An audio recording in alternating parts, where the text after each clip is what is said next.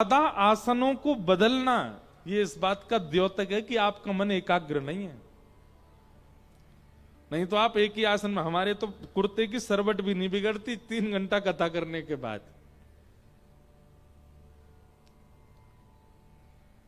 क्यों?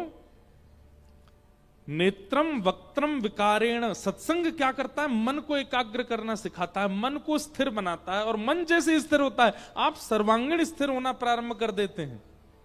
ये अस्थिरता अस्थिरता आपके चित्त में क्यों है? क्योंकि मन स्थिर नहीं है, और मन स्थिर केवल सत्संग से होगा। आज बहुत बड़ा दिन है। आज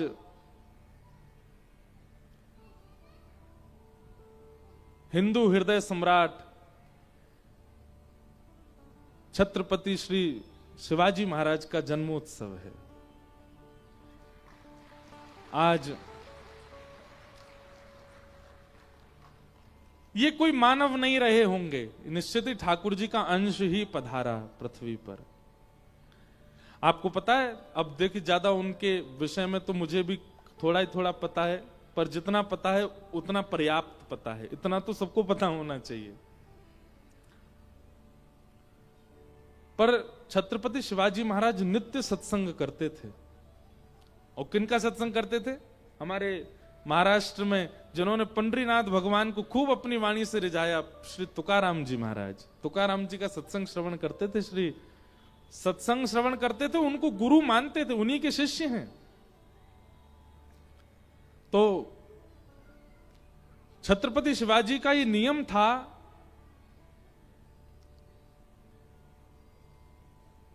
वे कहीं भी प्रवास पर होते थे तो एक व्यक्ति उन्होंने इसी के लिए बैठा रखा था कि बस ये देखते रहो श्री तुकाराम जी महाराज, संत श्री तुकाराम जी महाराज का इस समय सत्संग कहां चल रहा है, हमारे प्रवास से कितना दूर है, कितना समय लगेगा। अगर संभव होता था तो वे अपने घोड़े पर बैठ करके बहुत कम सैनिकों को लेके, 3-4 लोगों को लेकर के, और रूप बदल के, महाराणा रूप में नहीं, छत्रपति रूप में नहीं, बहुत दीन रूप धारण करके जाते, कोई पहचाने ना, और जाकर के सत्संग श्रवण करते थे श्री तुकाराम जी महाराज का। एक बार मुगलों को पता चल गया कि छत्रपति शिवाजी सत्संग श्रवण करने जाते हैं श्री तुकाराम जी महाराज का, और जब ये सत्संग श्रवण करने जाते हैं तो इनकी सेना इनके साथ नहीं होते, सैनिक नहीं होते, और ये अस्त्र शस्त्र छोड़ करके जाते हैं अपने कक्ष में। अच्छा बताओ, कोई इतना बड़ा व्यक्ति, इतना बड़ा राजा जिसके पीछे अनेकों मुगल पड़े थे, अनेकों शत्रु थे, वो अपने अस्त्र शस्त्र छोड़ करके क्यों जाता है? इसके पीछे क्या समझ में आता है आपको? विश्वास गुरु के प्रति, विश्वास सत्संग के प्रति। जहां हमें विश्वास की कटौती लगती है वहां हम शस्त्र रखते हैं, पर जहां हमें पूर्ण भरोसा वहां शस्त्र की आवश्यकता थोड़ी।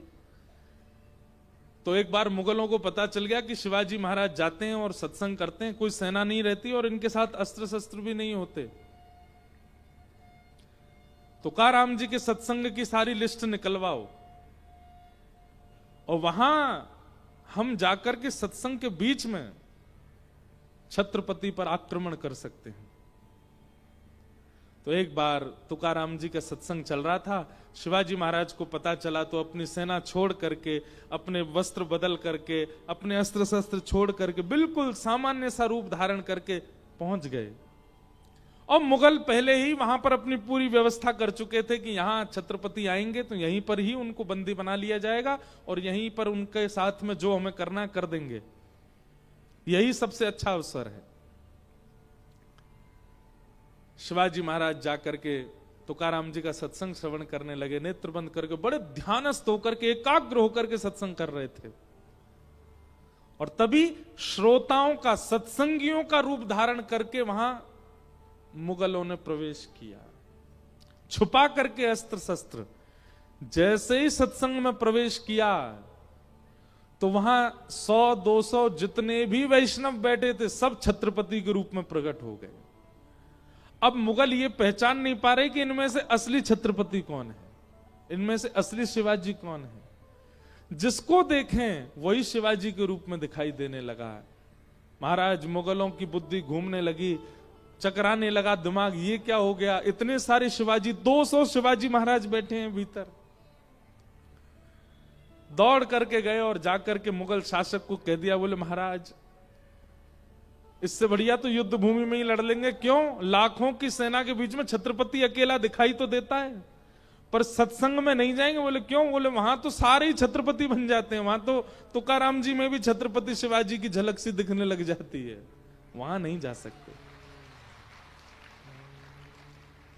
शिवाजी महाराज खुलेआम सत्संग में जाते थे, पर कभी कोई आक्रमण नहीं कर पाया उन पर। एक बार बताते हैं, एक बार फिर प्रयास किया किसी सत्संग में जाकर के आक्रमण करने का, तो मुगल सेना पूरी सत्संग सभा में घूम के आ गई। तुकाराम जी बैठे, बैठ करके बढ़िया प्रवचन कर रहे हैं, पर आगे एक भी व्यक्ति दिखाई नहीं दे रहा, पूरी सभा खाली। मुगल लोग भी बोले ये किसको प्रवचन सुना रहे हैं, कोई बैठा तो है नहीं यहां पर यह सत्संग का प्रभाव था कि शिवाजी वहां बैठे थे पर अदृश्य हो गए। तो सत्संग जब आप बहुत संख्या में बहुत समय सत्संग को देने लग जाते हैं ना, तो आप परखना नहीं पड़ता आपको, आपका स्वभाव ऐसा, आपका चित्त ऐसा हो जाता है कि सामने आके व्यक्ति आपके बैठा नहीं कि आपको उसके सारी डिटेल पता चल जाएगी, कैसा है, क्या खाता है, कहां रहता है। और संसारी व्यक्ति जब परखिया होता है ना, तो दूसरे व्यक्ति की नीचता देख करके उससे घृणा करता है, पर सत्संगी व्यक्ति सामने वाले व्यक्ति को पहचान करके भी उससे घृणा नहीं करेगा। अगर आप गैर सत्संगी हो और आप किसी को परख लो, तो आप उसके प्रति दो बातें बुरी भी बोलोगे, अरे राम राम, ये तो खाता है, ये तो पीता है, ये तो ऐसा है, ये तो वैसा है, ये तो ऐसे स्वभाव वाला है। लेकिन सत्संगी परखिया जब बनोगे, तो सामने वाले व्यक्ति के अवगुण पता लगने पर भी आप उससे घृणा नहीं करोगे। आपको लगेगा मैं अगर अपने बल से कुछ हो सके तो इसकी सहायता करूं, इसको थोड़ा सुधारने का प्रयास करूं, ऐसा व्यवहार। सत्संग एक प्रकार का निर्माण है, वो करता है मानव के चित्त का निर्माण, और वही निर्माण ठाकुर जी को प्रिय है। जिन भेषा मेरो सावरो रीझे, हम गाएंगे नहीं, बस सुन लो 2 लाइन। मैं सो ही भेष धरूंगी हो, मैं बैरागन हूंगी। इसी पद में मीराबाई कहती हैं, गुरु के ज्ञान रंगूं तन कपड़ा। गुरु के ज्ञान से अपने तन के अपने मन के कपड़े को रंगूंगी। गुरु के ज्ञान रंगूं तन कपड़ा, साधा भेष रहूंगी। मीरा के प्रभु गिरधर नागर, मीरा के प्रभु गिरधर नागर। साधु संग करूंगी हो, मैं तो साधु संग करूंगी हो, मैं बैरागन हूंगी, मैं बैरागन। क्यों? क्योंकि साधु संग, वैष्णव संग, कथा संग हमारे चित्त का ऐसा निर्माण करता है कि ठाकुर जी को हम प्रिय लगने लग जाते हैं।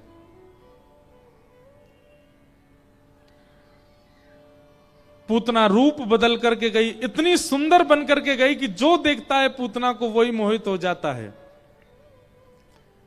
पर जैसे ही पूतना ने ठाकुर जी के पास प्रवेश किया, तो भाई जिसको मोहित करना चाहिए था वही मोहित नहीं हुआ। बुरा नहीं मानिएगा, हमारा श्रृंगार, हमारा सजना, हमारा सवरना, ये एक बाह्य भेष है, बाहर की बात नहीं हो रही है। पर हम कई बार अपनी बुद्धि का और मन का निर्माण भी ऐसा करते हैं कि संसार रीझे।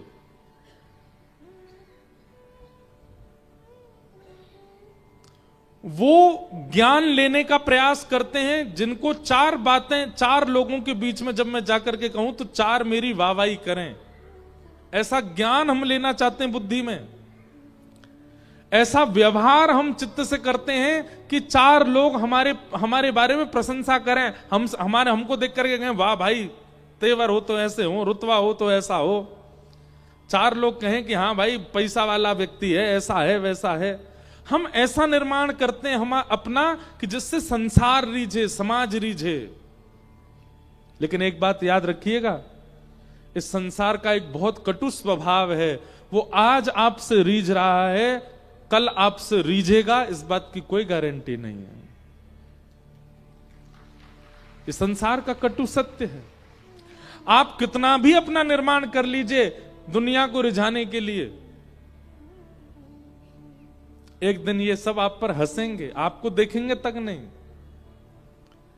इसलिए भैया पहले से ही ऐसा निर्माण करके चलो कि केवल राधा रमण रीझें, और वो एक बार रीझ गए तो फिर सदा रीझे ही रहेंगे, कभी मुंह फेरेंगे नहीं आपसे। संसार तो बड़ा दुष्कर है।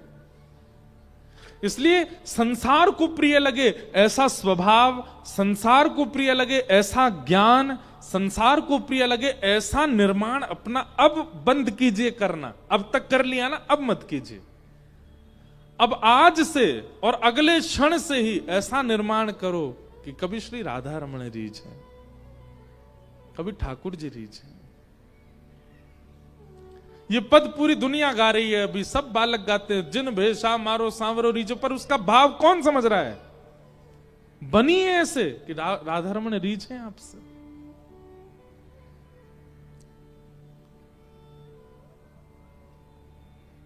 वे रीझते थे, मीराबाई से रीझ जाते थे। मीराबाई जब जब मंदिर में जाती थी, किसी भी मंदिर में प्रवेश करती थी, वहां के ठाकुर जी की अलग ही मुस्कान हो जाती थी। ठाकुर जी रीझ जाते थे, मीरा आई है। श्री तुकाराम जी महाराज, नामदेव जी महाराज, ये ऐसे भक्त हुए जिनसे पंडरीनाथ भगवान, विठ्ठल भगवान रीझ जाते थे। हमसे नहीं रीझते।